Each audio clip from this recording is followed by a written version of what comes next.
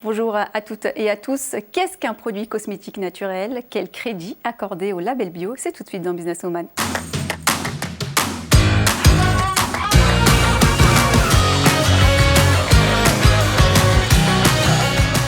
Bonjour à toutes et à tous, bienvenue dans l'émission Business Woman dédiée aux cosmétiques dits naturels et bio, des termes par ailleurs souvent galvaudés. Alors quel crédit faut-il leur accorder? Que manque-t-il au secteur pour se révéler? Eh bien pour répondre à ces questions, deux intervenantes avec moi sur le plateau et pour commencer Annabelle Svet, fondatrice de Matière Brute Lab. Bonjour. Bonjour Linda. Et à vos côtés, Fetia Vanek, fondatrice de Noir au Naturel. Bonjour. Bonjour Linda. Alors, merci d'avoir accepté notre invitation. Et pour vous présenter à nos téléspectatrices, nous avons été consulter votre compte Insta. Et on commence avec vous, Annabelle. Annabelle Svet a passé son enfance proche de la nature, première source de son inspiration, parisienne depuis plus de 10 ans. Elle a 2 enfants et un mari entrepreneur. Après avoir travaillé quelques années dans le secteur de la responsabilité sociétale des entreprises, elle ressent le besoin de renouer avec quelque chose de très concret et obtient un diplôme dans l'agriculture. Elle a la chance de savourer tous les jours de bons ingrédients de saison qui ont du goût et qui lui permettent de se sentir bien dans sa peau. Il lui vient alors l'idée de regarder concrètement ce qu'elle met sur sa peau alors qu'elle est enceinte. Mais alors comment la nourrir mieux? La réponse est évidente, en s'inspirant de son alimentation. Elle imagine alors un jus de fruits frais, gorgé de vitamines, avec de super ingrédients bio de saison, adaptés aux besoins de la peau au fil du temps. Elle se lance dans un tour de France à la recherche de producteurs français et de belles rencontres. Elle établit un cahier des charges très exigeant en termes de sélection en matières premières, naturelles, biologiques et excellentes pour la peau. Et elle crée un laboratoire indépendant, innovant, en s'entourant d'une équipe d'experts. Matière Brute a vu le jour avec comme unique raison d'être aider les gens à être bien dans leur peau. C'est un nouveau regard sur le monde de la cosmétique avec une approche holistique de la beauté. Est-ce que j'ai tout dit, Annabelle? C'est parfait. Tout a été dit. Et on poursuit donc les présentations avec Fetia cette fois. Après un bac littéraire et une première expérience dans un service environnement, Fetia se consacre à sa famille de 4 enfants tout en obtenant une licence d'économie. C'est en 2009 qu'elle donne naissance au blog Noir au Naturel afin d'offrir des conseils et partager ses coups de cœur aussi bien dans l'alimentation bio que les cosmétiques. Frustrée de ne pas trouver des cosmétiques répondant aux spécificités du cheveu afro, elle décide de créer sa propre marque Noir au Naturel. Autodidacte dans la formulation, elle s'entoure d'un des meilleurs spécialistes de la formulation de cosmétiques biologiques pour développer sa nouvelle formule. En 2010, Fetia est semi-finaliste de Miss Bio, organisée par le magazine féminin Bio. Puis en 2011, semi-finaliste du prix de l'entrepreneur responsable de PWN, European Professional Women Network. En 2016, elle est dans les 14 femmes de l'industrie de la beauté afro en France, confirmant ainsi la reconnaissance de sa marque Noir au Naturel. Quel beau palmarès! Merci. Eh bien, on attaque tout de suite avec le libre-échange. Alors, l'émission est dédiée donc aux produits naturels. C'est, je l'ai dit en introduction, un terme qui est souvent galvaudé. Qu'est-ce qu'un produit naturel déjà à vos yeux en tant qu'experte? Et est-ce que finalement, naturel est toujours synonyme d'efficacité limitée? Alors pour moi, un produit naturel, c'est un produit en fait qui va être exempt de produits nocifs. Donc nocifs aussi bien pour la santé, mais nocifs aussi d'un point de vue environnemental. Voilà. Un produit naturel, c'est vraiment un produit qui va être effectivement brut, alors qui peut être complexe dans sa formulation, puisqu'on va avoir une émulsion, etc. Mais l'idée, c'est de dire que finalement, on ne va pas introduire de choses nocives, à la fois pour l'humain et à la fois pour l'environnement. Annabelle? Oui, c'est vrai. Tu viens de dire que c'est galvaudé parce qu'on peut avoir 10% d'ingrédients biologiques et revendiquer un label bio dans la cosmétique. Naturel, on ne sait pas non plus s'il n'y a pas eu de pesticides, comment la matière a été transformée, si elle a été chauffée, désodorisée. Ce sont des processus qui viennent casser toute la molécule active. Et donc, chez Matière Brute, nous, on s'intéresse vraiment à l'environnement où poussent les plantes, la manière dont les plantes sont récoltées, les modes de culture, les modes de transformation, des extractions douces, et tout le travail aussi en laboratoire va être de respecter tout le travail qui a été fait en amont. Est-ce que vous avez eu des difficultés finalement à trouver des laboratoires pour vous suivre dans votre aventure quand vous avez évoqué le terme de naturel, quand vous avez exprimé à quel point vous vouliez aller dans le naturel? Est-ce que ça a été compliqué de trouver, de fédérer des partenaires? Moi, je dirais que la difficulté, ça n'a pas tant été le côté naturel de mon projet, puisque du coup, je me suis adressée à des laboratoires qui étaient spécialisés en cosmétique naturelle, donc du coup, c'était une évidence. Je dirais que la particularité, c'était plutôt d'être sur ce segment de marché où je m'adressais finalement à un segment particulier qui est le cheveu ondulé jusqu'à crépus. C'était ça, en fait, vraiment la spécificité de mon projet. Mais comme je suis adressée à un laboratoire vraiment spécialisé en bio, finalement, ça n'a pas été un frein. C'était une spécificité parce qu'ils ne savaient pas comment faire ou parce que le marché était restreint selon eux? Non, parce que c'est vraiment un marché de niche et qu'aujourd'hui, il y a très peu de marques. Moi, quand j'ai créé la marque en 2009, j'étais la première à créer une marque en fait, qui soit vraiment dédiée aux cheveux texturés en France. C'est-à-dire qu'on trouvait des marques en fait, qui étaient dédiées à ce cheveu-là, mais qui étaient vraiment, en termes de composition, voilà, une catastrophe. Ou alors des marques qui s'adressaient aux cheveux, mais qui du coup ne rentraient, enfin, en termes de formulation, c'était des formules qui n'étaient pas suffisamment nutritives, hydratantes pour ce type de cheveux. Annabelle, est-ce que vous-même, vous avez eu des anecdotes avec certains laboratoires quand vous les avez approchés? Absolument.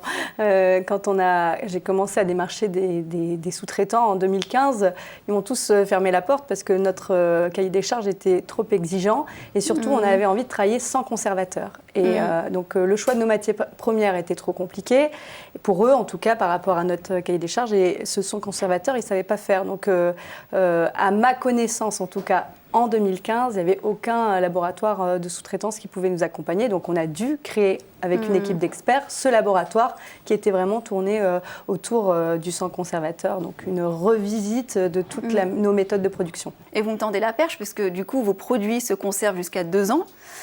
Donc, vous êtes finalement la preuve que des produits cosmétiques peuvent finalement performer sans ces conservateurs, finalement. Absolument. Je ne sais pas si vous êtes cuisinière, mais je vais faire l'analogie avec un gâteau au chocolat, par exemple. Quand on fait un gâteau au chocolat, on a besoin de chocolat, de farine, d'œufs, de sucre, enfin les ingrédients qu'on a envie de mettre en tout cas dans un gâteau, et on ne va pas rajouter tous ces additifs. Sauf que quand on commence à regarder des biscuits qui sont produits industriellement, on se rend bien compte qu'il y a plein d'ingrédients indésirables qui viennent se glisser dans la composition, parce que c'est produit industriellement. On a besoin de faire une formule qui va être produite dans le monde entier et qui va se conserver comme une boîte de conserve pendant des années. Donc ça va bien, le conservateur, il va dans une logique industrielle.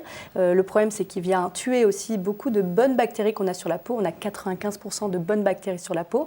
Et il y a des industriels, en tout cas des personnes dans le secteur de l'agroalimentaire qui ont démontré que c'était possible. Je pense à Michel et Augustin qui ont supprimé les conservateurs dans le secteur de l'agro. Et nous, chez Matière Brute, on a démontré que si on revisitait nos méthodes d'appro, nos méthodes de production et de conditionnement et tout notre chaîne de valeur, au final, c'est vraiment possible. Et dans cette même logique, finalement, Fétia, vous, par exemple, vos produits se conservent, enfin, vous avez des packaging. On est sur, en fait, finalement, c'est assez intéressant puisque Annabelle, du coup, ne met pas de conservateur et ses produits, du coup, sont conservés 2 ans. Moi, je respecte le cahier des charges d'EcoCert, la charte Cosmebio, puisque du coup, la marque est certifiée bio depuis le lancement. Et on a des formules qui, pareil, des produits, en fait, qui se conservent aussi 2 ans. Donc, comme quoi, voilà, on respecte. C'est possible, en fait, comme finalement. Quoi, c'est possible, voilà. Nous, on a quelques conservateurs, hein, voilà, c'est pas un secret, mais c'est vrai que voilà, c'est une liste en fait qui est vraiment autorisée dans le cahier des charges. On est sur des choses très strictes, et voilà, et on est vraiment sur des choses qui vont ni nuire à la santé ni à l'environnement. Et au-delà même du produit, par exemple, vos tubes et vos étiquettes, je crois, respectent certaines normes et certaines exigences environnementales. Oui. C'est vrai que, alors, de la même façon que vous disiez, vous posiez la question, vous posiez la question de savoir si finalement un produit naturel était aussi efficace, sous-entendu, qu'un produit conventionnel. Moi, je dirais qu'en fait, ça fait partie de l'ADN de la marque Noro Naturel. On est sur une volonté d'efficacité, de sensorialité et de naturalité. Donc en fait, moi, je prône vraiment le Made in France. Et c'est vrai que je me suis entourée de partenaires qui travaillent en France. Par exemple, le fabricant de tubes, c'est une boîte familiale qui est en Auvergne-Rhône-Alpes. Donc, ils ont des tubes qui sont vraiment environnementalement fiables. Voilà. Ils viennent de lancer des tubes qui vont être en PE végétal, à base de sucre de canne. Et c'est vrai que pour moi, c'est important, à la fois dans le sourcing, de sourcer, par exemple, je source une huile pour les enfants qui est 100% brute, qui est sourcée dans le sud-ouest. Donc pour moi, c'est vraiment important en fait de tisser, je dirais, de travailler en fait en local, de créer du lien en fait finalement avec tous les partenaires avec lesquels je travaille. Et c'est vrai que voilà, les tubes sont des tubes écologique. Toutes mes étiquettes sont FSC. Donc voilà, il y a vraiment une démarche globale en fait. Je ne me contente pas de mettre un produit qui va être sain à l'intérieur d'un tube qui aura traversé 8000 km parce qu'il n'est pas cher. Voilà, je suis vraiment dans une démarche globale en fait. Et l'idée, c'est vraiment d'apporter un produit qui soit sain et qui soit... Mais alors quand je vous écoute comme ça parler, assez naïvement, j'ai envie de vous demander, mais pourquoi finalement les mastodontes, les grandes marques qui sont face à vous, puisque vous, en tant que petite marque, vis-à-vis de, alors je ne vais pas les citer, mais on a bien deviné de qui on parle, eh bien ne se soumettent pas à ce type d'exigence, puisque c'est totalement, vous êtes la caution toutes les deux que c'est totalement possible. Alors moi je pense que ça allait avec une logique de production industrielle. C'est vrai que je pense que ces marques qui ont voulu faire ça à une époque, c'était d'offrir la beauté au monde entier.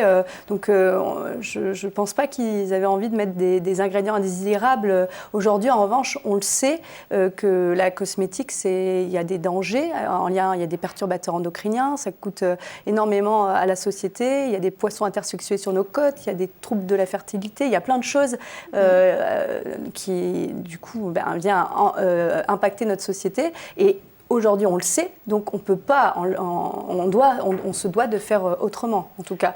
Donc, je pense que plus on va éduquer le consommateur, plus il pourra, en pleine conscience, faire des choix éclairés. Moi, je rebondirais sur ce que tu dis. Je pense que si les industriels ne font pas ce choix-là, il ne faut pas se leurrer, c'est aussi une question d'engagement. C'est-à-dire qu'aujourd'hui, les mastodontes surfent sur la vague du naturel. Ils ont compris que c'était une manne financière. Et donc, clairement, on est en plein greenwashing. C'est-à-dire qu'ils savent très bien qu'en mettant 10% d'ingrédients bio et en prenant des actifs, voilà, parce que c'est facile de trouver des actifs bio, entre guillemets, qui vont être à bas prix. Voilà. Il y a les matières premières, il y a des matières qui sont plus ou moins nobles. Donc, eux, en fait, vont atteindre les 10% d'ingrédients bio en mettant des matières premières qui ne sont pas nobles. Ils vont sourcer donc, tout ce qui va être tube, etc., au prix le plus bas, voilà, pour pouvoir dire, regardez, même nous, on a notre petite marque bio, voilà. Et là, on est en plein greenwashing. Et voilà. Et encore une fois, effectivement, il faut éduquer le consommateur à ne pas se faire avoir, puisque du coup, une marque qui a 90% de ses marques qui ne sont ni naturelles, ni biologiques, ni écologiques, qui contiennent vraiment des choses vraiment pas bonnes pour la santé et qui tout d'un coup se mettent sur le segment du bio sur une de leurs marques, histoire de dire regardez, nous aussi on fait les choses bien. Voilà, il faut à un moment donné, je pense que voilà, moi je pense qu'il faut faire il faut faire confiance au consommateur. Je pense qu'il n'est pas dupe et que voilà. Mais je pense qu'effectivement ça fait partie, en tout cas moi ça fait partie de mon cheval de bataille, d'éduquer. Voilà, de pas être seulement voilà, j'essaie de faire en sorte que les consommatrices en fait soient actrices justement. Voilà. Comme je le dis souvent, consommer c'est voter. Donc, je parlais des emballages avec Fétia, mais je crois que vous êtes en train d'acquérir une machine, si je ne me trompe pas, justement pour fabriquer vos propres emballages. Mais comment vous allez pallier, par exemple, aux risques sanitaires ou ce genre de problématiques? Alors, il y a tout un travail de recherche et développement. Et après, c'est simple. Quand on met un produit sur le marché, il y a tellement de tests de stabilité, de compatibilité, de tests microbiologiques, de tests toxicologiques. De toute manière, in fine, le produit soit il est conforme sanitairement parlant, soit il ne l'est pas. Donc il n'y a pas de doute, en tout cas dans la cosmétique, on est obligé de respecter les bonnes pratiques de fabrication de l'Union européenne. Et donc c'est là tout le travail qu'on est en train de mener pour vraiment avoir ce packaging 100% biodégradable et produit. Donc on aura intégré absolument toute la chaîne. Et quand on est dans l'hyper-qualité, comme vous l'êtes toutes les deux, est-ce que c'est facile aussi de concerner tout le monde ? J'entends par là, est-ce que vos prix sont suffisamment accessibles à la grande majorité des consommatrices? Vous êtes donc sur quelle fourchette? Moi, les prix publics varient entre 8 € et 28 €. Donc clairement, voilà, on est sur des prix moyens de gamme. Donc effectivement, je sais que la gamme n'est pas accessible à tous, mais j'ai envie de dire que c'est un choix. Oui, c'est-à-dire que pour être accessible à tous, ça aurait voulu dire renier sur la qualité des ingrédients, renier sur la qualité des packs. Et quand moi j'ai créé la marque, j'avais vraiment envie d'un cosmétique qui soit sain, qui sente bon, enfin vraiment, et qui soit beau aussi. Donc porteur de sens. Donc pour moi, effectivement, je ne vais pas toucher tout le monde, mais à la limite, c'est un choix totalement assumé. Moi, je pars du principe que si on touche tout le monde, finalement, on ne touche personne. Annabelle? Et donc chez Matières Brutes, donc nos soins qui répondent au fil des saisons aux besoins de la peau vont entre 7 et 69 euros. Donc c'est aussi des prix, certes, pas forcément accessibles à tous, mais on arrive quand même, en tout cas notre cible elle est urbaine, donc ça répond en tout cas aussi à un portefeuille urbain. Le prix, il a été travaillé en travaillant sur les circuits courts, en éliminant le maximum d'intermédiaires, en rémunérant, parce que le prix, je pense, est juste, on rémunère très correctement tous nos producteurs français, parce qu'on source uniquement en France. On a une entreprise qui est pérenne et on a le juste prix pour le consommateur en pratiquant des marges très justes par rapport à ce qu'on peut trouver dans la cosmétique, où la marge est au final impactée par de nombreuses campagnes marketing où il y a des égéries, où finalement ces égéries-là représentent à peu près 60% du prix. Oui. Donc voilà, c'est aussi travailler sur une autre façon de communiquer et d'avoir moins de mannequins, moins de greenwashing et de marketing autour de ces marques-là. Alors, avant-dernière question, qu'est-ce qui manque finalement à votre marché pour se révéler aujourd'hui? Parce qu'aujourd'hui, vous touchez un certain pourcentage de consommatrices. Qu'est-ce qui lui manquerait à votre secteur pour impacter davantage? Je pense de l'information, que ce soit, donc c'est peut-être aux communautés de consommateurs à prévention. De la prévention, au niveau aussi de la santé, des médecins, enfin je veux dire on le sait maintenant, hein, il y a l'Organisation mondiale de la santé qui a publié énormément de chiffres là-dessus, donc c'est de l'information pour des choix après en pleine conscience éclairés. Et vous, selon vous, Fétia, qu'est-ce qui manque au secteur finalement pour se révéler aujourd'hui? Alors moi, je voudrais juste donner quelques chiffres. Effectivement, le secteur des cosmétiques bio peut paraître petit quand on compare au secteur cosmétique conventionnel, mais c'est le seul secteur qui a une croissance de 5,6% en moyenne depuis 8 ans. Voilà, et en 2018, ce marché atteint quand même 8%. Donc c'est quand même le seul segment du secteur des cosmétiques qui est en croissance, donc pour moi c'est plutôt positif. Oui. Voilà. Après, effectivement, je pense que le consommateur a une grande part de responsabilité. Je pense qu'il faut l'informer des risques qu'il prend, mais je pense qu'il faut aussi être dans une culture de cosmétiques bio associée à un côté glam aussi finalement. C'est-à-dire que si on dit aux consommateurs attention, consommez des cosmétiques bio parce que c'est meilleur pour votre santé et qu'on est un peu dans une communication de peur, anxiogène. Je pense qu'effectivement c'est pas le truc. Moi c'est vrai que je fais très attention parce que je suis une ancienne junkie des cosmétiques, j'ose le dire. Et c'est vrai que moi je fais très attention par exemple à tout ce qui va être packaging. Je cuisine beaucoup, donc tout ce qui est sensorialité, texture, parfum, pour moi c'est hyper important. Et c'est vrai que pendant longtemps on a considéré que les cosmétiques bio c'était pas glam justement. Vrai, en termes de texture, qu'en termes de parfum, on avait des choses entre guillemets à envier aux mastodontes de la cosmétique conventionnelle. Et moi je suis pas du tout d'accord. Je pense qu'aujourd'hui on peut faire un cosmétique qui soit bio, qui soit sain, qui soit beau et qui donne envie. Voilà. Ah bah super, en tout cas, vous donnez envie. Donc, les deux dernières questions que je pourrais vous poser, enfin, l'une et l'autre, c'est la même pour toutes les deux. Allez, un petit conseil, une astuce à donner aux entrepreneurs qui nous regardent ou aux femmes qui souhaitent entreprendre? Le premier, je dirais, enfin si j'en donne un, c'est, je pense que l'organisation du travail et surtout, déjà l'entrepreneuriat au féminin, ça ne s'apprend pas à l'école, et que l'organisation du travail a été fait par et pour les hommes. Et qu'aujourd'hui, de vouloir entreprendre comme un homme, par exemple en mettant 80 heures par semaine dans son business plan, c'est, je pense, pas réaliste. Et je pense qu'il faut du coup apprendre à mettre son ego au service de l'entreprise en acceptant de déléguer, en acceptant de revoir aussi ses priorités au sein de son entreprise et finalement mettre l'entreprise au tempo de l'entrepreneuriat au féminin. Très bon conseil, c'est vrai. Et Fétia, pour vous, le conseil? Alors moi, je pense que je vais faire plus court. C'était très bien ce que tu as dit. Mais moi, je pense qu'effectivement, les femmes et les entrepreneurs en général, mais les femmes en particulier, je pense que souvent, elles n'ont pas assez confiance en elles. Voilà. Et je pense qu'effectivement, c'est important, bien sûr, qu'elles croient dans leur projet. Mais elles n'osent pas. Voilà. Oui, elles n'osent pas, ou elles se disent, oui, j'ai cette idée-là, mais je ne sais pas si je vais y arriver, etc. Alors je dis ça, hein, je suis bien placée pour le savoir, c'est-à-dire que même si ça fait 10 ans, voilà, il y a des semaines plus faciles que d'autres, il y a des semaines où on se dit c'est bon, je vais tout déchirer, et puis il y a d'autres semaines où c'est beaucoup plus compliqué. Et donc moi j'ai envie de leur dire, finalement, croyez dans votre projet, mais avant tout, croyez en vous-même. Eh bien, ce seront les mots de la fin. Merci à l'une et l'autre pour vos interventions respectives. Merci Linda. On passe tout de suite à la Minute Réseau.